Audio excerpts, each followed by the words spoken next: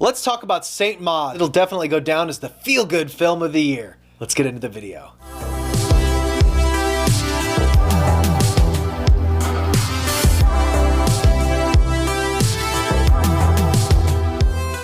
What is going on, everybody? Welcome back to the channel. My name is Justin. Thank you so much for stopping by. I hope you guys are having a fantastic day. Do me a quick favor, something simple, free, and easy that you can do to help me out. Like this video. It helps the algorithm. It helps the videos get seen more. It helps them get put into suggested. And it just ultimately helps any creator you watch overall.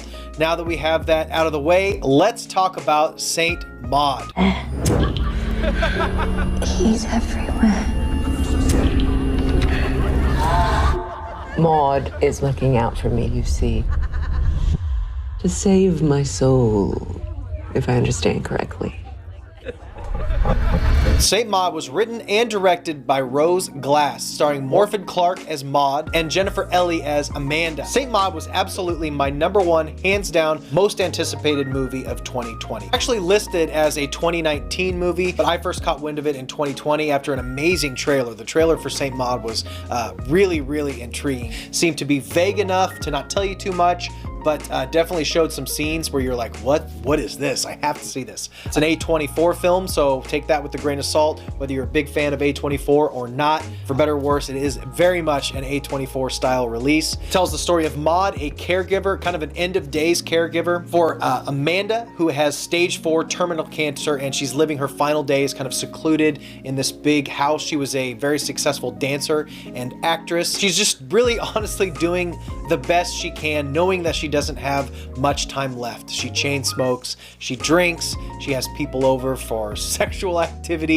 She's trying to make the best of a very bad situation. And Maud, her caregiver who was sent to care of after Amanda, we are told very early in the movie, also suffered some extreme trauma. She's dealing with a lot, and she is now newly religious, and not just religious in like a general sense, but she actually feels that God is inside her, telling her what to do, instructing and informing her every move. She says when God is very pleased with her, she feels God inside of her, almost like a tingling sensation. And when he's not, she feels sick and her stomach hurts. She is directly connected to God in her own mind. Another character also calls her a different name. So Maud is kind of a name that she's given herself. The movie takes off, and when she is starting to care for Amanda, she feels that she was sent there by God to save her soul, to protect her. And at first, Amanda finds this charming. She's giving her advice, telling her that God is inside her, telling Amanda that God has purpose for her and there's life after death, brings her comfort, kind of easing her way. She finds Maud to be charming. But soon after,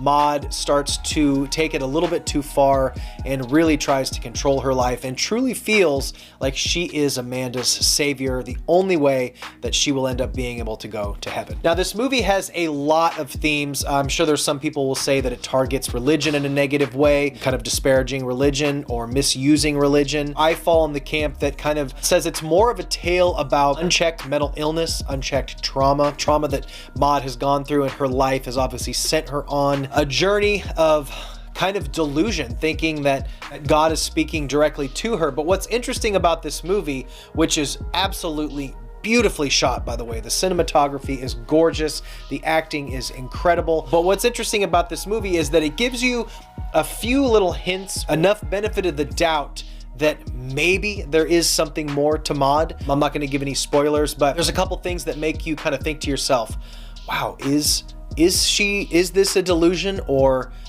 is some of this real? Is there some sort of higher power speaking to her? Now, this movie is not perfect. Some of the things that I absolutely loved about it and some of the positives of the movie could also be seen as a hindrance or maybe a slight negative. This movie is only an hour and 24 minutes long. Anybody who watches my videos will know that I often really complain that movies, especially horror movies, are unnecessarily overlong. Bloated dialogue scenes, extra story, convoluted plots that just drag the movie down instead of elevating it. And that's one thing this movie does, is cuts all the fat off in a nice hour and 24 minute runtime with a really easy to distinguish plot, It's not super abstract, although there is some jumping around moments, but ultimately it tells a story from beginning to end in a really quick fashion. Like I said, it's only an hour and 24 minutes. That being said, I think this movie lost a little bit of emotional weight by just not knowing as much about the characters as I would have liked to have known. Because the movie deals with extremely heavy subject matter and heavy issues with religion and trauma, I wish I knew a little bit more about specifically Maud, because they kind of jump right into the story. The movie opens up with a scene that I won't spoil that lets you know that Maud's been through some shit, and then she's pretty much right on to Amanda's house to care for her, and the spiral and descent into madness takes place, and before you know it, there's a batshit insane climax with some really, honestly terrifying, horrific moments, but those are more towards the end. This isn't a straightforward horror film. It's a psychological thriller, a descent into madness, and kind of a sad tale of unchecked mental illness. But ultimately, I absolutely loved this movie. My rewatchability was hindered just slightly. Like I said, I wish there was a little bit more character development, a little bit more emotional weight delivered with the characters, but I think it was intentional. I think the themes were more important than individual character plot points. So the movie did work for me. I really loved it. I highly suggest checking it out. If you're a fan of A24's kind of more slow burn movies, I would definitely check it out.